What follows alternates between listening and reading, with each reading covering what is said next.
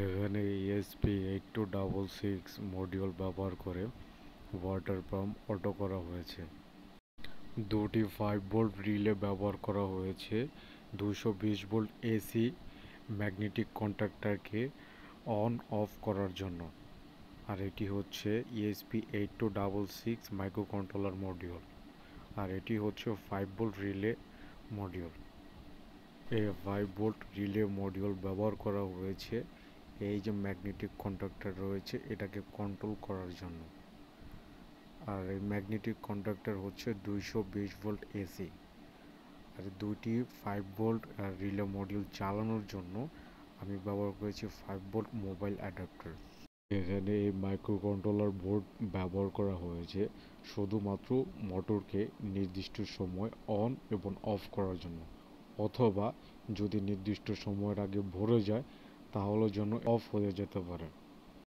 এখানে ESP8266 মডিউলে 1000 mAh এর দুটি ব্যাটারি এবং পাওয়ার ব্যাংক মডিউল দিয়ে পাওয়ার সাপ্লাই দেওয়া হয়েছে, যাতে এর ভিতরে থাকা ক্লক পালস ইন্টারনেট অ্যাক্সেস ছাড়াই একটি আমাকে কারেক্ট টাইম প্রোভাইড করতে পারে, যাতে এটা যদি কোনো কারণবশত যদি ইলেকট্রিসিটি অ্যাক্সেস যদি চলে যায় এর পারফরমেন্সের যেন কোনো ক্ষতি না হয়, এর পারফরমেন্স যত সব সময় তার নির্দিষ্ট কাজ করে যেতে পারে।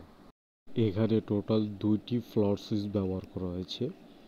এই ফ্লোর সুইচটি হচ্ছে সেফটি পারপাসে ব্যবহার করা হয়েছে। যদি কোনো কারণ সেন্সর কাজ না করে তাহলে যেন এই ফ্লোর সুইচ অন এবং অফের মাধ্যমে কন্ট্রোল করা যায়। যেমন যদি পানির ফ্লো ভরে যায় অফ হয়ে যাবে, এবং পানির ফ্লো যদি নিচে থাকে তাহলে এটা অন হবে। মূলত এই ফ্লোর সুইচটি ব্যবহার করা হয়েছে মেইন মাইক্রো কন্ট্রোলারের সাথে। আর এই ফ্লোর সুইচটি তৈরি করা হয়েছে রিড সুইচ ব্যবহার করে। এটা হচ্ছে সেই রিড সুইচ যেটা ম্যাগনেটের কাছে আসলে এটা অন অথবা অফ স্টেজে চলে যায়। এখানে মাইক্রো কন্ট্রোলার ডিজিটাল পিন 2কে প্রতিদিন রাত 12:25 দিকে অন করার সিগন্যাল পাঠাবে, আর এটা প্রতিদিন কন্টিনিউয়াসলি হতে থাকবে। আর যখন মাইক্রো কন্ট্রোলারটি দেখবে যে 3:30 বেজে গেছে সাথে সাথে এটা অফ হয়ে যাবে, আর এটা প্রতিদিন এটা রিপিট করতে থাকবে।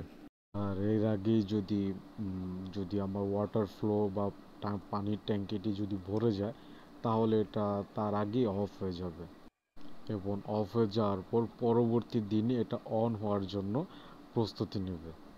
এই মাইক্রো কন্ট্রোলারকে এরকমভাবে ডিজাইন করা হয়েছে যাতে এটা আমি আমার রাউটারের আন্ডারে যে কোনো জায়গা থেকে এটা অ্যাক্সেস করতে পারি, অথবা ম্যানুয়ালি অন অফ করতে পারি, অথবা আমি ওভার অফ দ্য ইন্টারনেট এটা ব্যবহার করতে পারি। আমাকে যদি ইন্টারনেটের বাইরে এটা ব্যবহার করা লাগে অথবা যে কোনো জায়গা থেকে অ্যাক্সেস করা লাগে তাহলে এখানে আমাকে রিয়েল আইপি ব্যবহার করে করতে হবে।